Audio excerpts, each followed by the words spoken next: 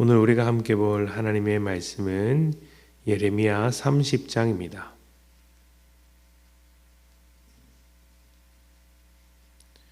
예레미야 30장 8절부터 11절까지 말씀. 예레미야 30장 8절부터 11절까지 말씀 제가 봉독하겠습니다. 8절입니다. 만군의 여호와의 말씀이라. 그날에 내가 내 목에서 그 멍에를 꺾어버리며 내 포박을 끊으리니 다시는 이방인을 섬기지 않으리라. 그들은 그들의 하나님 여호와를 섬기며 내가 그들을 위하여 세울 그들의 왕 다윗을 섬기리라. 여호와의 말씀이니라. 그러므로 나의 종 야곱아, 너는 두려워하지 말라. 이스라엘아, 놀라지 말라. 내가 너를 먼 곳으로부터 구원하고 내 자손을 잡혀가 있는 땅에서 구원하리니 야곱이 돌아와서 태평과 안락을 누릴 것이며 두렵게 할 자가 없으리라. 이는 여호와의 말씀이라. 내가 너와 함께 있어 너를 구원할 것이라. 너를 흩었던 그 모든 이방인을 내가 멸망시키리라. 그럴지라도 너만은 멸망시키지 아니하리라. 그러나 내가 법에 따라 너를 징계할 것이요 결코 무죄한 자로만 여기지는 아니하리라. 아멘. 세상과 그리스도인은 여러 면에서 다릅니다. 일단 세상을 창조하시고 주관하시는 하나님께서 존재하고 계시는가에 대한 이해가 다릅니다. 이해만 다른 것은 아니겠죠. 하나님께서 계신다, 안 계신다, 이 이해를 바탕으로 삶이 달라지게 됩니다. 만약 하나님께서 존재하지 않는다고 생각한다면 모든 것에는 목적과 뜻이 없어지겠죠. 그래서 스스로 목적과 뜻을 만들게 됩니다. 자기 뜻이 제일 중요한 것이고요. 어떤 목적을 가지고 있는지 중요할 것이죠.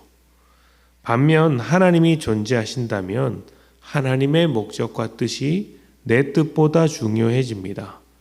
그리고 우리는 그 뜻과 목적에 따라서 살아가야 하는 것이겠죠. 자, 그런데 여기서 또 하나의 중요한 갈림길이 나오게 됩니다.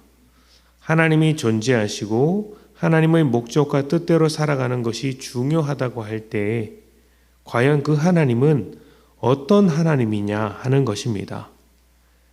신을 인정하는 사람이 많고 종교도 많은데 과연 그 모든 종교와 사람들이 같은 신을 말하고 있느냐 하는 것이겠죠.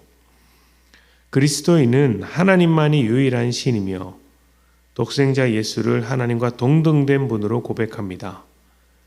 그래서 겉으로 볼 땐 세상과 똑같은 삶을 사는 것처럼 보이지만 내용적으로는 하나님의 뜻, 예수의 뜻을 따라 살게 되는 것이죠.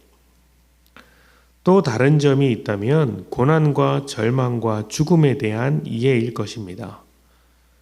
세상은 고난 속에서 어떤 의미를 찾지 못합니다. 그 어떤 의미도 사라질 뿐이죠. 고난은 고난이고 절망은 절망입니다.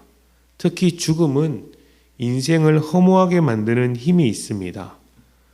누군가는 죽음이 있기에 오늘의 삶이 중요하다고 합니다만 불쑥 찾아오는 죽음의 그림자 앞에서 인생의 덧없음을 모른 척할 수 없습니다. 그러니 어떻게 될까요?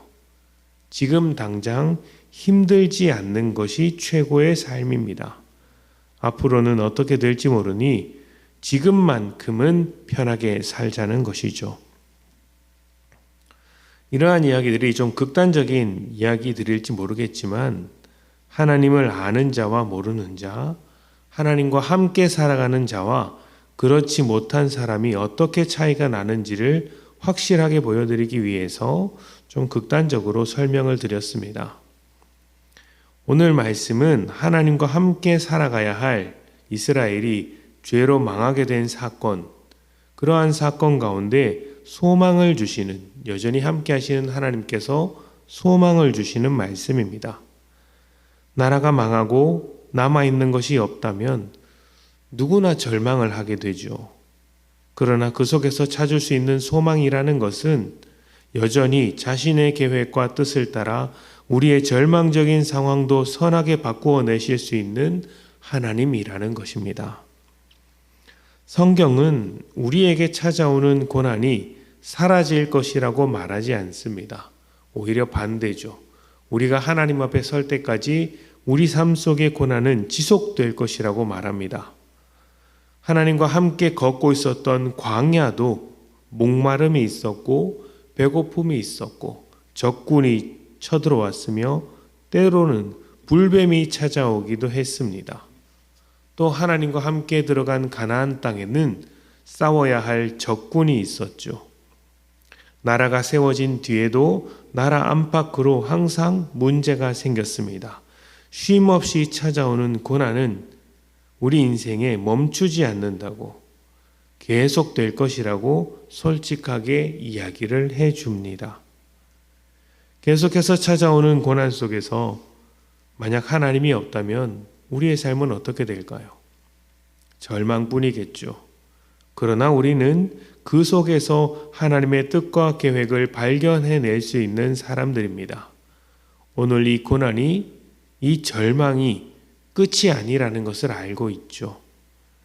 나는 이 고난을 이겨낼 힘이 없어도 하나님은 우리를 향한 자신의 일을 멈추지 않으시고 이루어내시는 것입니다. 이스라엘을 한번 보십시오. 나라가 망하는 어떤 사건이 징계의 시간이 되어서 그들의 죄를 고치고 회개하게 만들 것입니다. 그리고 하나님의 약속대로 회복될 것입니다. 하나님의 통치가 이대로 끝나지 않고 회복된다는 말이겠죠. 그렇게 하나님의 통치를 회복된 사람이 교회이고, 이 교회는 이 고난 속에서 여전히 하나님의 계획과 약속을 붙잡으며 살아갑니다. 이스라엘을 향한 하나님의 일하심은 우리에게도 항상 동일합니다. 하나님의 약속은 멈춤이 없습니다. 실패가 없습니다. 우리의 고난과 실패와 좌절의 시간이 오히려 하나님을 만나고 하나님께 가까이 가는 기회로 바꾸어 낼 것입니다. 회개하게 할 것이며 하나님의 뜻을 한 번 더 생각하게 만들 것입니다. 그리고 이 모든 상황을 통하여서 하나님은 우리를 더욱더 복되게 만드실 것입니다. 하나님은 우리에게 복 주시기를 기뻐하시는 분이기 때문이죠.